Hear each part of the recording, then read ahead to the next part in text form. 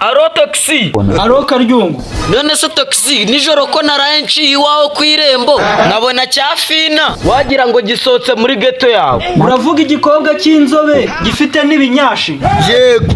Cyari kimaze kunamo nyine. Aha, ubwo se wibutse kugakoresha. Agaki? Agakingirizo.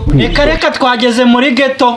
Akimbwira ngo bombi inyunyiwe mu ishashi nagiryoha. Umuhungu mitamanuka Kizimbabwe. Upfa gushyiramo. Umuhungu ndakinase. Nahise ngubitiraho da. Ubwo se waruzi kabana n'agakoko kayitera. Inyi? Wikijijisha sha. Ibyo shaka kuvuga wabyumvishe. Nago nasobanukiwe. Sida. Wapisha wimbeshye. Umukobwa w'inzobe kuriya ufite n'ibinyashi bingana kuriya ni uri kuvuga ngo arwaye sida. Ninde wakubwiye se ko umukobwa w'inzobe ufite na nyashi ko bimubuza kurwara sida? Sha ibyo ni amagambo. Ibyo se ninde yabibabwiye ko arwaye sida? Uri dogiteri ngo waramupimye se? Ni wewe wayimwanduje. Sha ibyo ni amagambo y'abaturage.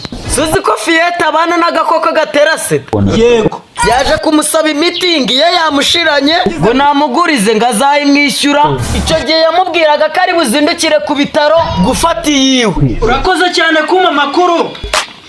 Reka nihute kwa muganga ndebe ko bamfasha. None se niba naramubonye asohotsemo kuwa kane uyu munsi akaba ari ku cyumweru, ubwo urumva amasaha 48 atarashize? Sha ubwo nta kundi yakire, ndumva nta kindi bagufasha. Yebabawe ibyo ntago nabyumva. Cyafina ngomba kugitema.